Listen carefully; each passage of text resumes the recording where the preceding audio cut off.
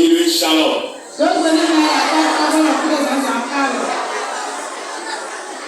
Quelquefois, nous venons, on a même pas le temps de se saluer jusqu'à la fin.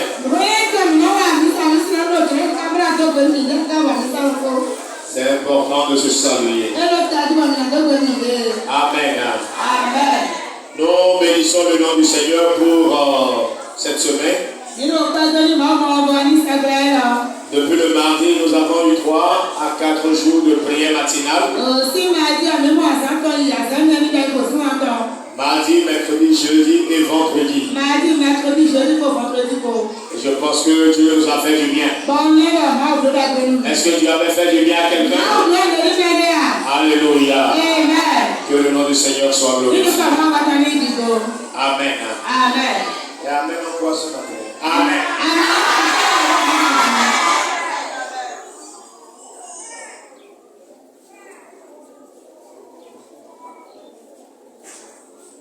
Nous allons écouter la parole de Dieu. Avant de revenir sur d'autres choses après. Nous allons lire ce matin dans 2 Timothée 4, verset 10. Nous aurons un passage à lire. 3. 2 Timothée 4, verset 10. Matthieu 26, verset 14 à 16. Aidez-moi pour la lecture. 2 Timothée 4, verset 10.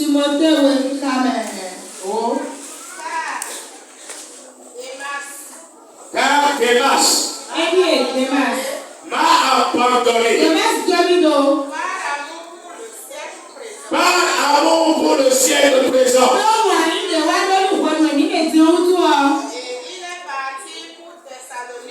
Et il est parti pour Thessalonique.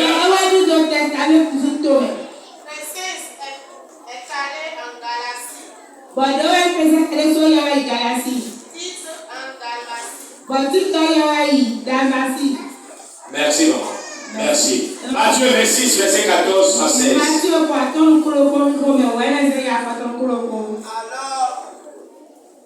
Oui. Oui. L'un des 12, appelé Judas Iscariote, alla vers les principaux sacrificateurs et dit: que voulez-vous me donner? Et je vous le livrerai. Et il lui payait 30 pièces d'argent. Depuis ce moment, il cherchait une occasion favorable pour livrer Jésus.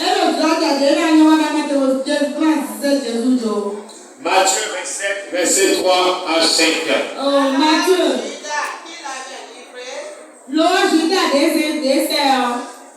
Voyant qu'il était condamné, se répartit et apporta les 30 pièces d'argent aux principaux en disant: j'ai péché, en livrant le sang innocent. Ils répondirent: que nous épargne, cela te regarde. Judas jeta les pièces d'argent dans le temple,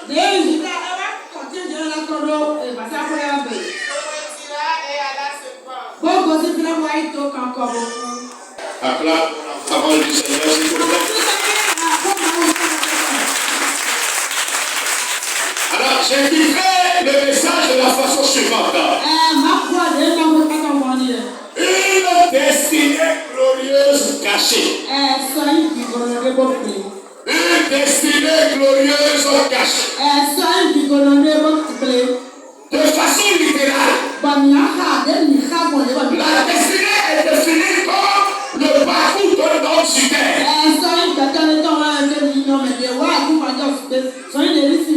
L'avenir réservé à quelqu'un ou à quelque chose. C'est ça la destinée. Et la destinée est une chose à prendre très au sérieux. Dans le contexte biblique et spirituel, la destinée est perçue comme le plan de Dieu. Le plan que Dieu a tracé pour une vie. Le chemin de gloire que Dieu a tracé pour une vie. C'est ça la destinée. Et chaque homme, avant de venir dans ce monde, Dieu a préparé une destinée pour lui. D'ailleurs, dans le livre de Jérémie, chapitre 29, Dieu dit, car je connais les projets que j'ai formés pour toi. Ce sont des projets de bonheur et non de malheur. Ce sont des projets de joie et non de pleurs. Ce sont des projets de réussite et non de chèque. Je prie pour quelque chose ce matin. Que le projet de Dieu pour ta vie soit atteint au nom de Jésus. Mes frères et sœurs dans le Seigneur, Dieu ne peut rien préparer qui ne soit glorieux. Si c'est Dieu qui a préparé, ça doit être glorieux. Parce qu'il est un Dieu de gloire. Et tout ce qu'il fait, tout ce en quoi il s'investit, par cette acte de gloire. Et dans cette semaine, nous avons vu ce que c'est que la gloire. La gloire est un terme divin sur notre vie. La gloire est cette chose qui fait fleurir l'honneur de notre vie. Je prie pour toi qui m'entends ce matin. Que la gloire de Dieu s'éclaire dans ta vie dans le nom de Jésus.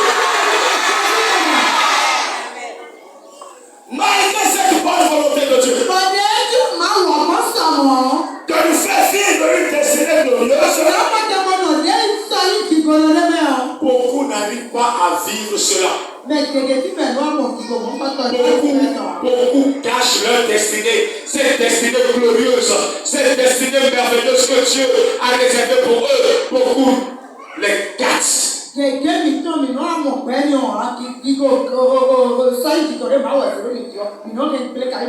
ils finissent par la petite porte.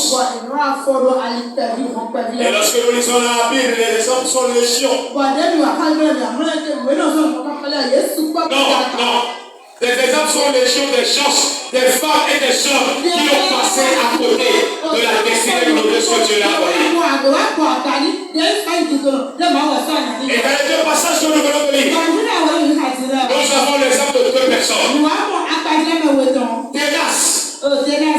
Démas et Judas. Démas est un disciple de Paul.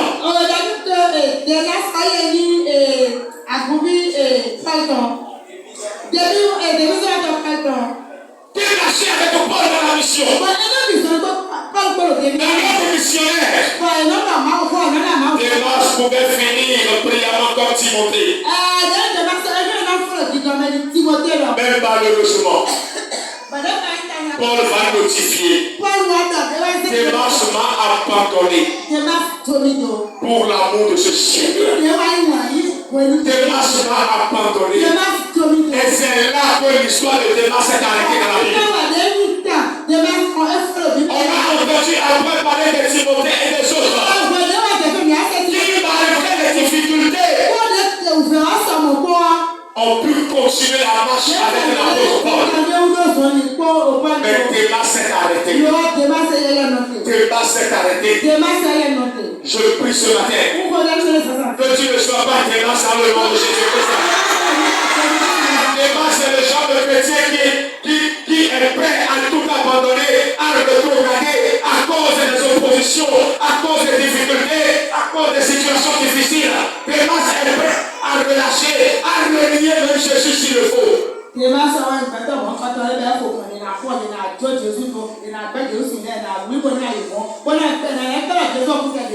sois pas Démas. Refuse d'être Démas. Refuse d'être Démas. Quelle que soit la situation, quel que soit le problème, quelle que soit la tempête, quel que soit les vents de terre,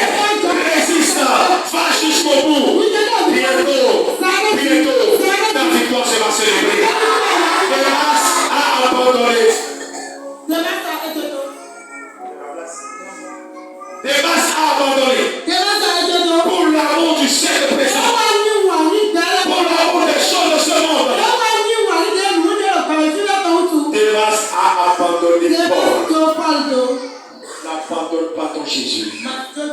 Fais conscience ce qui arrive là. Tant qu'il est là, avec toi, la victoire peut sembler tarder. Mais un bon matin, cette victoire se pointera dans ta vie au nom de Jésus. Alors n'abandonne jamais la foi. Judas Iscariote, un disciple de Jésus, qui marchait avec Jésus, qui voyait les miracles que Jésus faisait. Satan est entré dans son cœur. Il a vendu Jésus. Il a livré pour 30 pièces d'argent. 30 pièces d'argent ont suffi pour que Judas livre son maître. Et qu'est-ce que la Bible a dit? On dit Judas alla se pendre. Voilà comment lui a fini. Judas alla se pendre. Judas avait une destinée glorieuse quand il priait. Les gens, les chefs, les Barthélemy, comme on garde encore de bons souvenirs jusqu'à aujourd'hui. Judas avait aussi l'opportunité de finir comme les prières, comme les gens, comme les chacun. Mais voyez comment il a fini. Judas alla se pendre.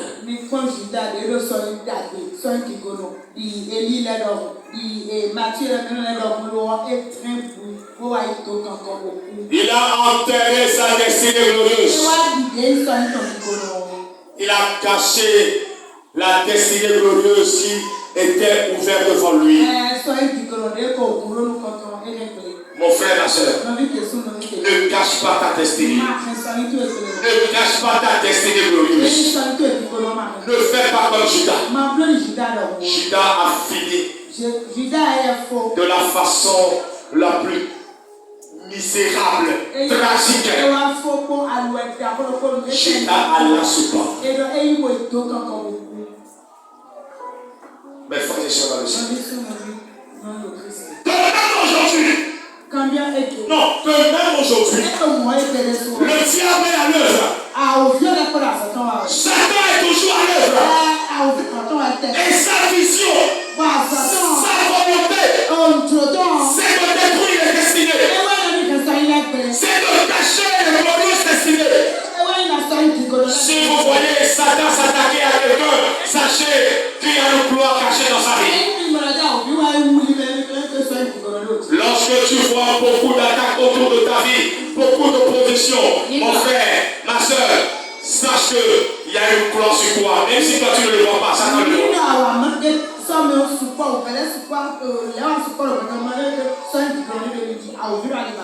Et pour détruire les destinées, plusieurs stratégies sont mises en œuvre par Satan et ses agents afin d'avilir, de détruire, d'anéantir, d'enterrer les destinées glorieuses. Et ce matin, le Saint-Esprit m'a donné 11 stratégies. Je vais développer certains points, d'autres points, je vais juste les énoncer.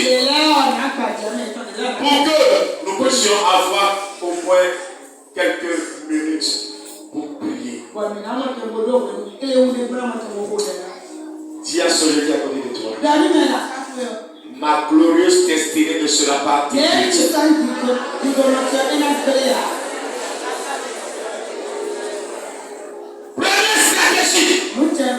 Que Satan utilise pour détruire les destinées glorieuses, c'est de vous rendre superficiel dans votre vie spirituelle.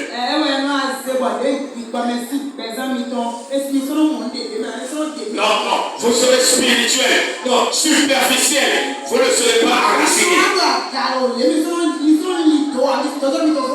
C'est la première stratégie. Dans Matthieu 6, verset 33, vous avez dit recherchez d'abord le royaume des cieux et sa justice. Mes frères et sœurs dans le Seigneur, ta spiritualité est la fondation de ta destinée.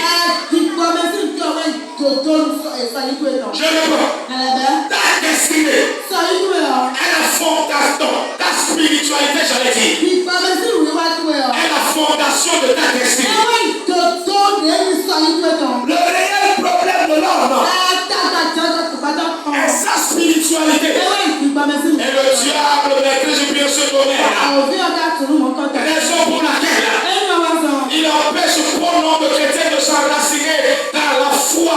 s'enraciner en Jésus-Christ.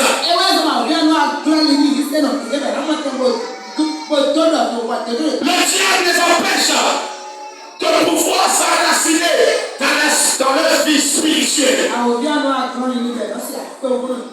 Quelquefois, il te donne des raisons, même qui tiennent selon les hommes, mais qui ne tiennent pas selon Dieu, pour pouvoir t'empêcher de t'enraciner. Selon moi, selon les frères et sœurs, ta raison tient. Mais selon Dieu, tu n'as aucune raison. Et parfois, quelquefois, le diable subtilement nous souffle cette raison à l'oreille. Nous convainc de ça. Et lorsque nous étudions nous-mêmes, nous voyons que nous avons raison. Oui, selon toi tu as raison. Mais est-ce que selon Dieu, ta raison peut venir? C'est la vraie question qu'il faut se poser. Mes frères, nous devons faire beaucoup attention. Le diable est malin. L'ennemi que nous avons en face, quelqu'un a appelé le vieux routier. C'est quelqu'un qui a l'œuvre depuis plus de 2000 ans. Il connaît toutes sortes de stratégies, toutes sortes de raisonnements qu'il faut pour pouvoir te rendre superficiel. Il les connaît, il les maîtrise mieux que toi.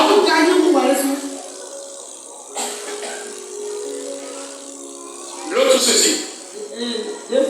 Note ceci. Même si tu oublies tout. N'oublie pas ça. Notre racine en Dieu détermine notre taille dans la vie. Je le prends. Notre racine en Dieu détermine notre taille dans la vie. Ce que tu vas accomplir dans la vie ce que tu dois accomplir dans la vie est le résultat de ta racine, de la profondeur de ta racine en Dieu. Autrement dit, la profondeur de ta racine en Dieu détermine la grandeur de ce que tu accompliras dans ce monde. Dis Amen. Je prie pour toi. Que Dieu t'amène encore dans les profondeurs spirituelles dans le nom de Jésus. Lorsque Pierre a travaillé toute une nuit sans rien attraper, lorsque Jésus est venu, il a dit, va en eau profonde, va en eau profonde, va en profondeur. Et lorsque Pierre, sur la parole de Jésus, est allé en profondeur, la Bible dit, là même où il a travaillé durant toute une nuit, ça a attrapé un seul poisson. En ce moment, lorsqu'il est allé en profondeur selon Dieu, il a attrapé une grande quantité de poissons. Je prie pour quelqu'un ce matin, que le Saint-Esprit t'amène en profondeur.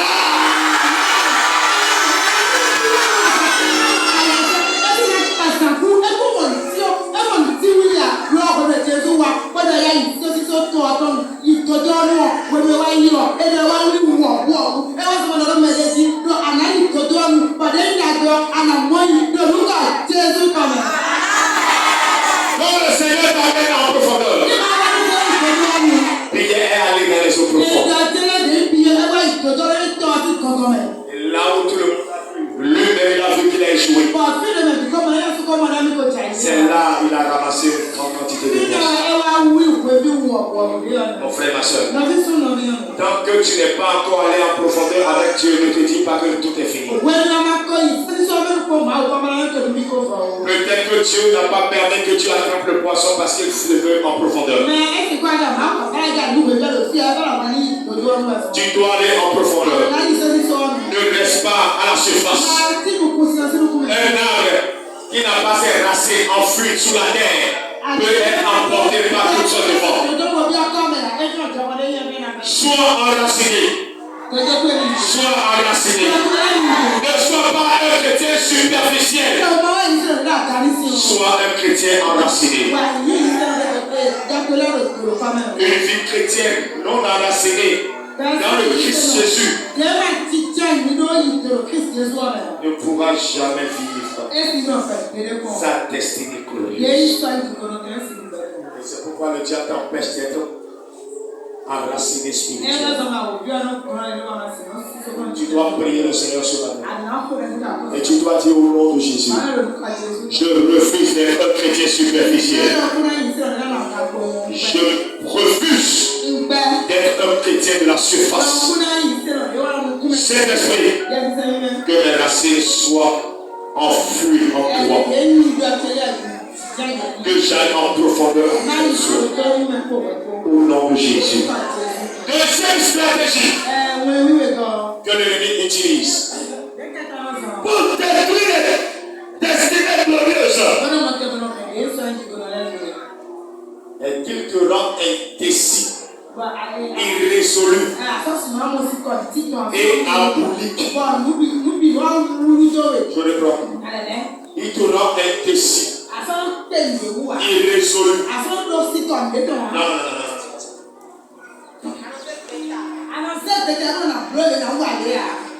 Et te rend aboulique. Je m'explique. C'est-à-dire quoi? Le diable t'empêche de prendre des positions claires devant certaines situations. Il t'enlève la fermeté dans tes décisions. Et tu manques de volonté, d'énergie pour agir. C'est ça être aboulique. Manquer d'énergie et de volonté pour agir. C'est ça être aboulique. Mes frères et sœurs. Dans Daniel 1, verset 8. La Bible dit Daniel prit la résolution de ne pas manger des mets du roi. Il a pris une résolution. Mes frères, une vie sans résolution et une vie sans profit. Une vie sans résolution et une vie sans profit. Les résolutions que nous prenons dans la vie déterminent nos capacités dans la vie. Des résolutions dans la vie détermine tes capacités dans la vie.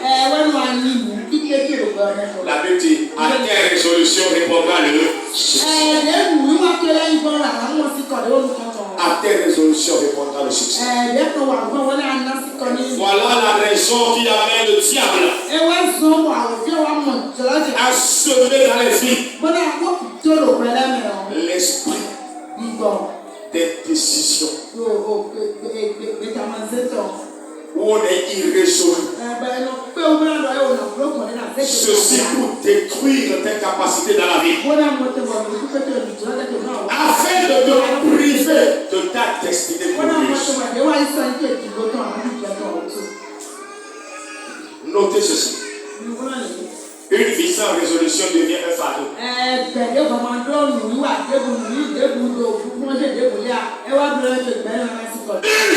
Une vie sans résolution devient un fardeau. Que ta vie ne devienne jamais fardeau. Ne sois pas un fardeau dans la vie. Ne sois pas un fardeau dans la vie. Tu dois être résolu. Tu dois avoir la fermeté dans tes décisions. Tu dois avoir l'énergie qu'il faut pour agir afin de pouvoir accomplir ta destinée. C'est la destinée de gloire que le Seigneur t'a réservée. C'est la stratégie que le Seigneur utilise pour détruire votre destinée glorieuse. Il vous maintient dans une vie relationnelle défaillante et sans qualité.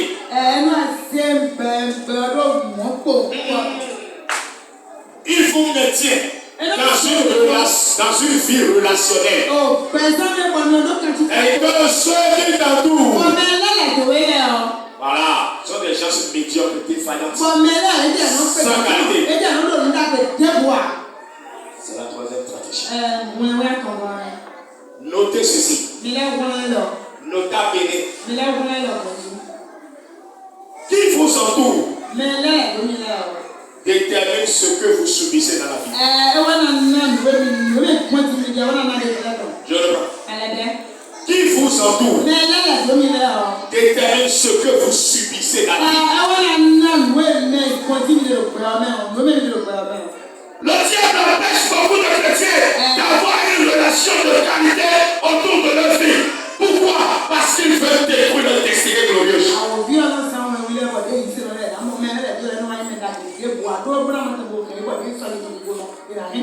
Le diable connaît ce verset. Les mauvaises compagnies corrompent les mauvaises. Le diable connaît le verset. Vous savez que chacun connaît la Bible. Mais devant la parole de qui est Jésus, le gars a osé dire il est écrit. Devant la parole, la parole fait chair.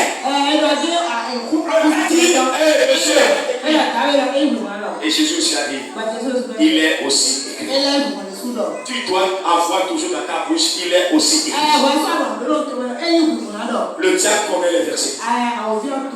Mais frère, pour te détruire, pour te maintenir dans la pauvreté, le diable va te entourer de tout cela dans les situations sont encore moins que ta situation.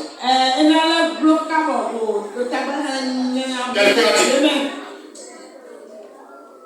ceux qui t'entourent, leur situation sera encore pire que ta situation. Pour que tu sois à leur niveau. Si tu gagnes, supposons 50 000 par mois. Et ceux qui t'entourent, chacun doit venir prendre 3 000 pour 2 000. Et ils sont au nombre de 50.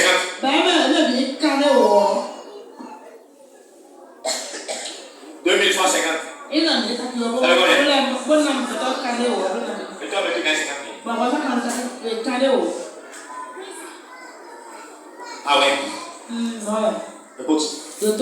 Quelqu'un dit aujourd'hui. Si tu marches avec ces riches, tu seras le 6e riche. Dis amen. Si tu marches avec des hommes sages, tu deviendras sage. Mais si tu marches avec des insensés, en sorte, ceux qui t'entourent déterminent ce que tu vas subir dans la vie.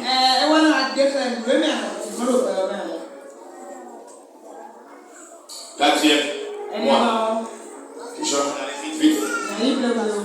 Pour que nous puissions vite terminer. Quatrième point. Quatrième stratégie. Le diable emprisonne vos potentialités. Vos potentiels sont emprisonnés. Il emprisonne vos potentiels. Notez ceci.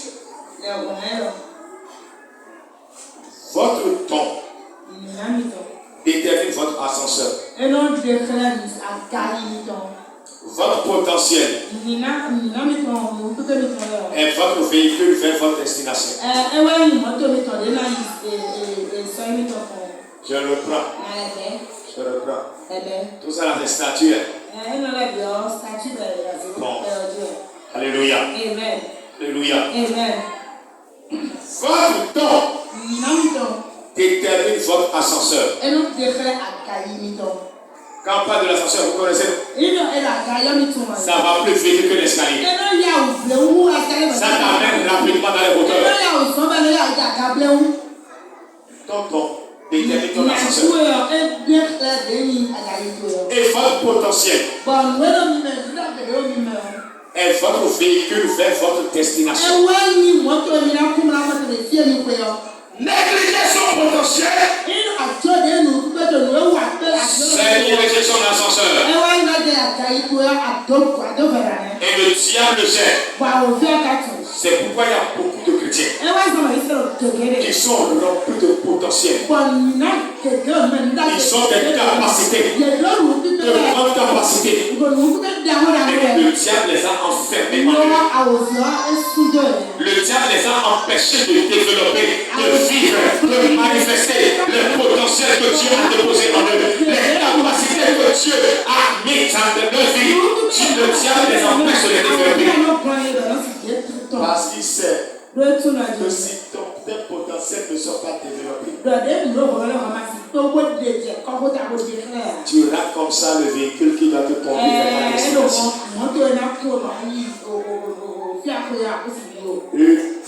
Des potentiels, des capacités bloquées, emprisonnées est égal à un ascenseur emprisonné.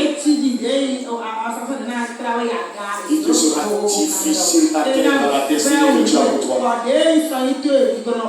Pour pouvoir atteindre ta destinée glorieuse, des qualités, des capacités en toi. Et tu dois utiliser, tu dois faire valoir tes capacités afin de pouvoir atteindre ta destination, ta destinée glorieuse. Et c'est ça que le diable fiche. C'est ça qu'il emprisonne, il enferme, il bloque. Pour que tu n'atteignes pas le plan de Dieu pour ta vie. Ce matin, que le potentiel enfermé en toi soit débloqué au nom de Jésus-Christ. Cinquième point. Cinquième stratégie. Il combat vos opportunités et vous empêche de les saisir.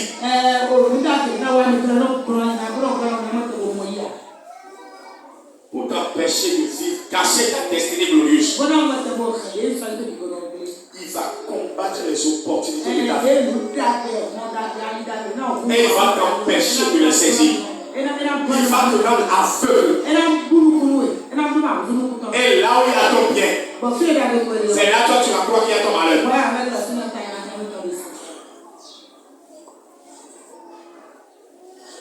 Notez ceci. Le travail que je faisais là, c'était pas petit. Notez ceci. Une opportunité manquée est une destinée manquée. Je reprends. Une destinée manquée. Non, une opportunité manquée est égale à une destinée manquée. C'est une tragédie de manquer, de rater ces opportunités de vie.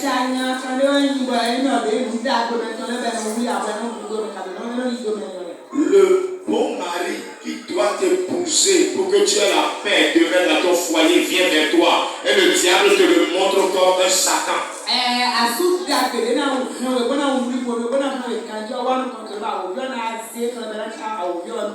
L'employeur qui doit te prendre dans son service pour que tu sois bien traité, le diable le convertit en ennemi à tes yeux. La bonne relation que tu as, que tu devrais rencontrer pour que l'histoire de ta vie change, pour que tu puisses entrer dans ta destinée, le diable va t'amener à négliger cette relation, à même combattre, à détruire la relation.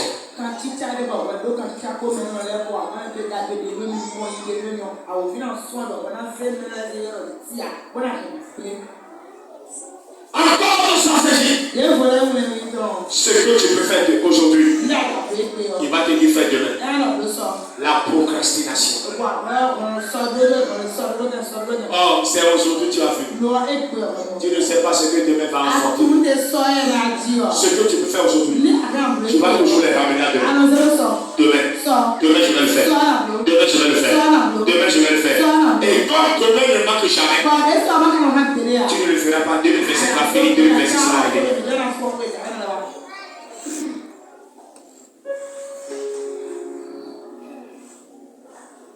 L'esprit de la procrastination. Le diable te montre que tu as tout le temps. Mais tu as encore ton temps, tu as encore tout le temps. Tu as quel âge? 25 ans. Tu as encore tout le temps.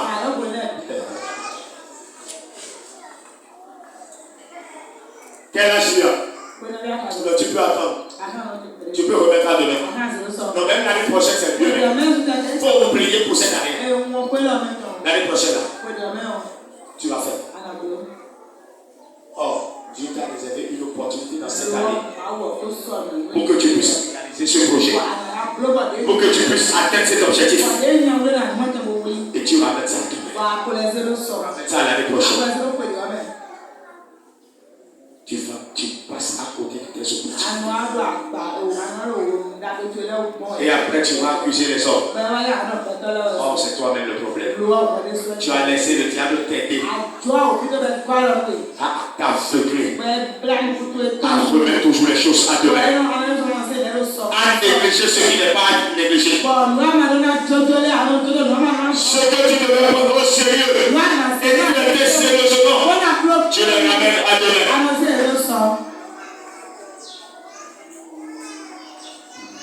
Tu dois prier. Et tu vas dire, Seigneur, ouvre mes yeux sur mes opportunités. Je refuse d'être un aveugle sur mes opportunités. Que les écailles tombent de mes yeux pour que je puisse voir mes opportunités et les discerner afin de réussir dans la vie. Dis Amen. Sixième point. C'est sixième, non? Sixième point. C'est sixième point. Alléluia. Pour détruire les destinées glorieuses, le diable va semer en toi un esprit de mépris vis-à-vis des autres. Matthieu 7, 12. On n'a pas le temps de lire les Matthieu 7, 12. Dieu a semé en toi le mépris de ton prochain, la haine de ton prochain.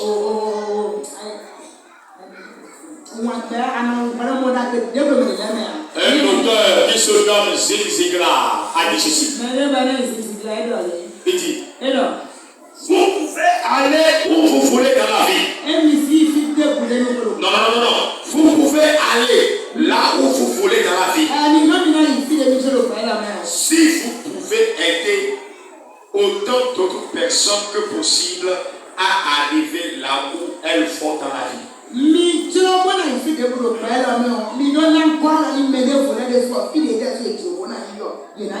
Merci. C'est Zig Ziglar qui dit. Vous pouvez aller où vous voulez dans la vie.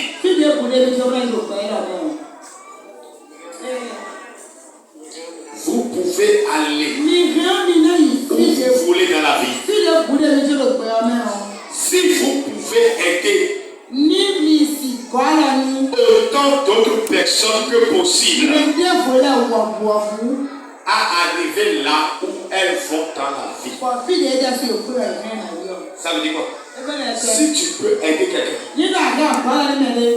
à avancer dans la vie, toi aussi, tu iras là où tu veux. Le diable sabote tout ça. Le diable sabote de tel esprit.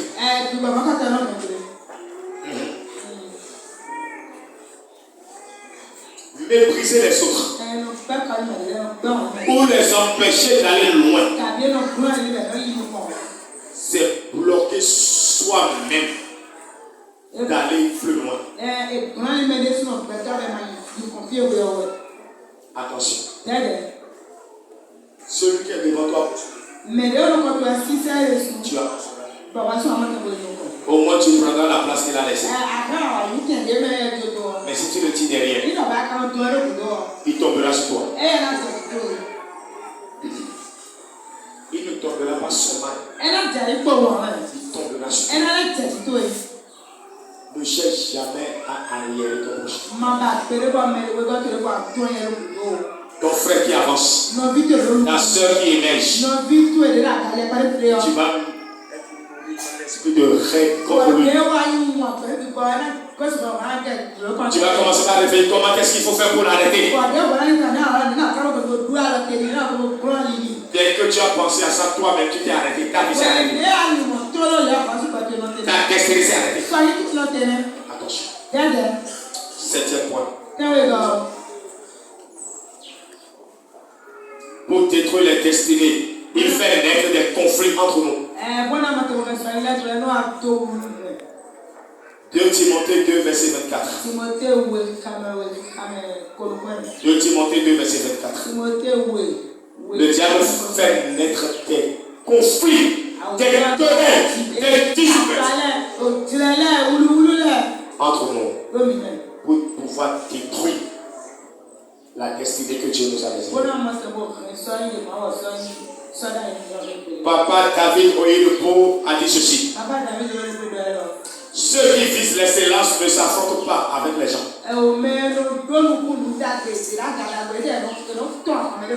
Merci. Ceux qui visent l'excellence ne s'affrontent pas avec les gens. Écoute-moi. Toute invitation à la bataille ou au conflit, au querelle, est une invitation pour aller en arrière.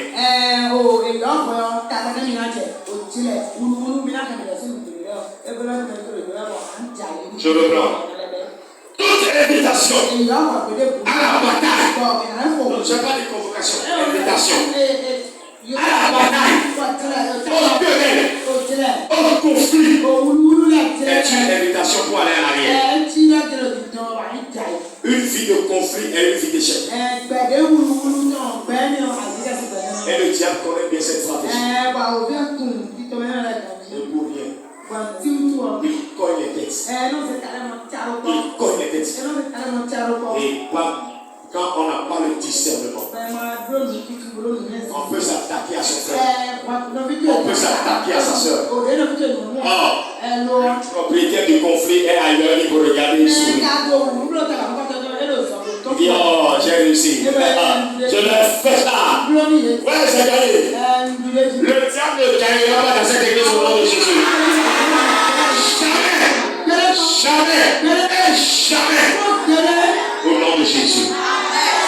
Attention au conflit. C'est des stratégies du diable pour semer la division, pour pouvoir régner, pour semer la division, pour renverser les destinées de l'économie riche, pour détruire et anéantir les vies.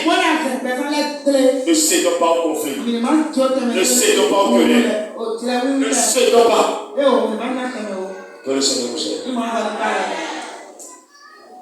C'est bon? Bon, les autres points, je vais citer ça. Vous pouvez avoir reporté le message. Ça va aller trop loin. Parce que dimanche prochain, c'est un autre message.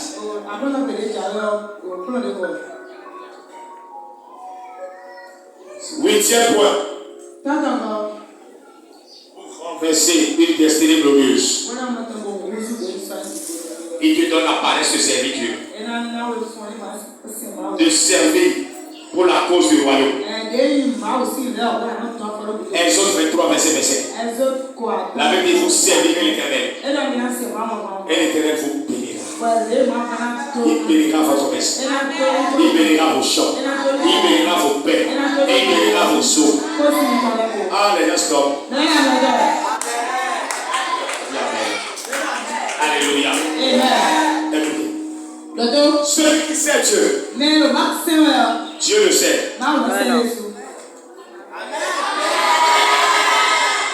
Celui qui sait Dieu, Dieu le sait. Il lui sait la bénédiction, la grâce, la faveur, la restauration, l'innovation, la distinction, la santé. Alléluia. Si tu veux que Dieu te sait, sais-le. Quelqu'un a dit, lève-toi pour Dieu. Et Dieu se lèvera pour toi. Alléluia. Et le diable sait ça. C'est pourquoi il fait tout possible qu'il y ait des gens qui soient des chômeurs dans l'église. Ils sont dans l'église, mais ils ne trouvent rien à faire dans l'église. Quand on servait Dieu, ce n'est pas forcément être pasteur, non. Être intercesseur, c'est servir Dieu. Et si on ne pense à servir Dieu, balayer la cour de l'église, c'est servir Dieu. Balayer la chapelle, les cieux, la chapelle, c'est servir Dieu. Et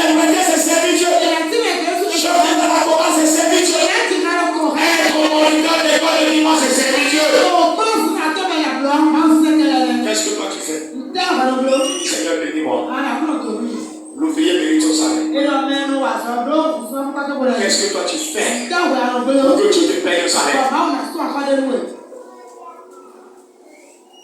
Et c'est comme ça que tu bloques beaucoup de chrétiens. Le diable bloque beaucoup de chrétiens. Et il n'arrive pas à atteindre leur destinée. 9e point. Vivre, il t'amène à vivre en étant inconscient de l'éternité. Oui, c'est un piège grave de vivre sans être conscient de l'éternité. Quelqu'un qui vit sans être conscient de l'éternité, il vit une vie de pacha, une vie de débauche. Il vit comme il veut. Personne n'a rien à me dire. Il vit comme il veut. Mon frère, si c'est comme ça que tu vis, tu es déjà tombé dans le piège.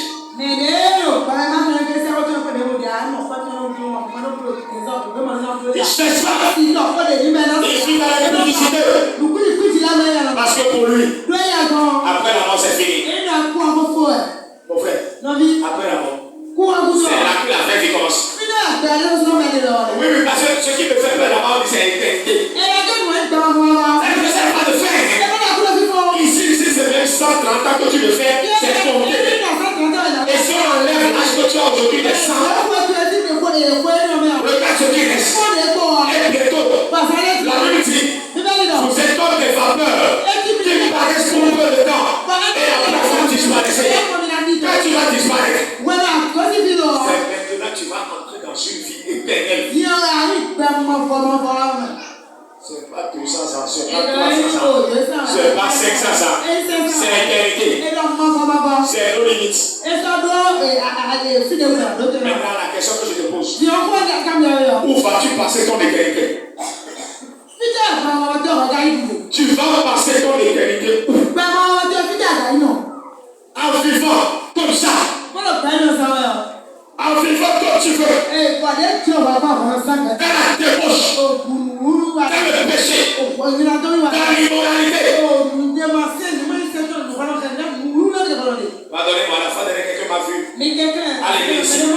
Et m'a dit, pasteur, Dieu m'a dit qu'il y a des hommes dans l'église. Malgré tout ce qu'on dit, il continue de chercher femme au dehors. Et je lui ai dit, mon frère, laisse, on va prier. Soit Dieu va les rendre impuissants, ou bien il va les frapper. Non, mais toi. Oui, dis que je viens à l'église, mais je me cache pour aller faire des choses sur moi. C'est se mentir à soi-même. C'est se mentir à soi-même. Aïe, aïe, aïe, aïe, aïe. Amen. Amen. 10e point. L'avarice et la cupidité pour détruire ta destinée glorieuse, surtout financièrement. Le diable va semer en toi l'avarice et la cupidité.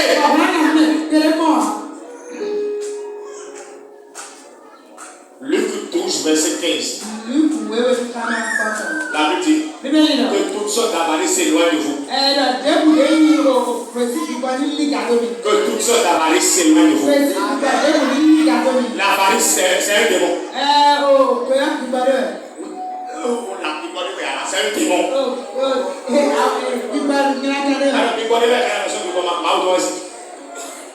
C'est un démon. Si tu as un bail, il faut qu'il y ait un démon en toi. Toi, tu ne sais pas donner à l'église. Tu ne sais pas donner Dieu. Tu ne sais pas donner pour soutenir. Tu ne sais même pas donner à ton pasteur. Il y a un démon en toi. Ça s'appelle l'avarice.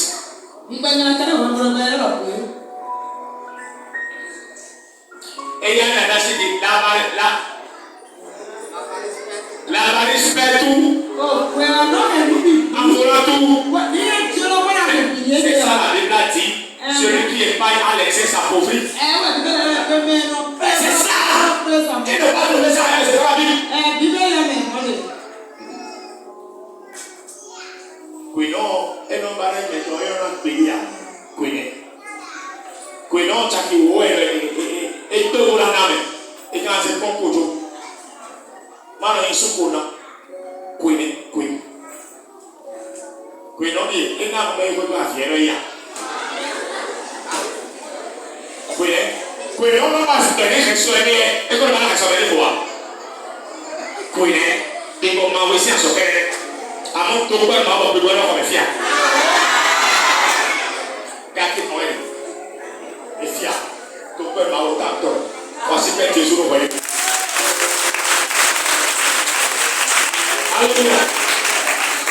Bon, je dois le dernier point.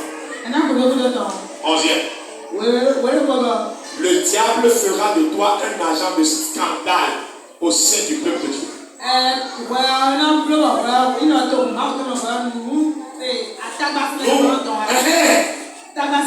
Tu vas être un agent de scandale. Vite encore que tu es dans l'homme.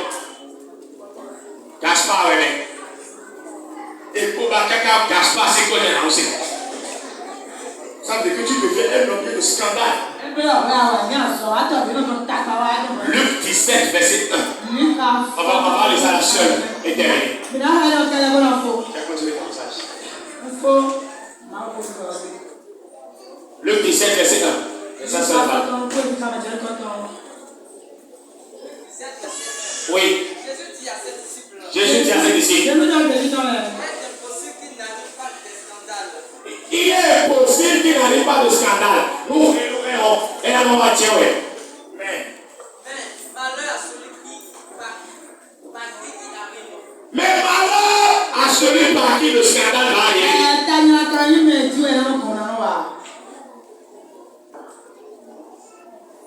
Malheur à celui par qui le scandale va arriver. Asseyez-vous, s'il vous plaît. Il sait, le diable sait qu'il y a une malédiction cachée derrière ça. Donc il va se repousser. Fait. Parce qu'il sait qu'il y a une grâce pour toi. Et comme il a cherché par les 10 premiers moyens, il n'a pas trouvé. Il va te donner le 11e. C'est le scandale. Font pour là.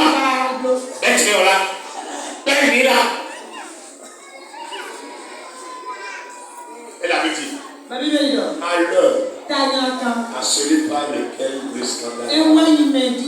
Donc le diable veut te faire subir le malheur. Et quelqu'un qui est sous malédiction, est-ce qu'il peut vivre une gloire? C'est son objectif, ça. Alors, que chacun dise, le scandale n'arrivera pas par moi. Ce n'est pas par moi. Si chacun peut se dire ça, le scandale n'arrivera jamais. Et le Saint-Esprit sera toujours dans son église. Que le Seigneur te bénisse. Au nom de Jésus.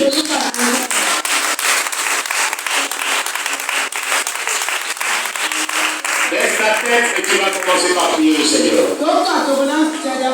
J'avais dit qu'on avait fait 4 requêtes, mais on va laisser à cause du temps. Tu as écouté la parole de Dieu ce matin. Qu'est-ce que l'Esprit de Dieu t'a dit à cœur? Que chacun commence par demander le secours du Seigneur. Seigneur, je ne cacherai pas. Le diable ne m'aidera pas à cacher ma destinée glorieuse. Je refuse que le diable m'aide à renverser moi-même la destinée glorieuse, le plan merveilleux que tu as tracé pour moi. Je refuse. Seigneur, aide-moi à finir triomphalement. Aide-moi à vivre à 100% le plan que tu as réservé pour ma vie. Je ne finirai pas comme Démas. Je ne finirai pas comme Judas.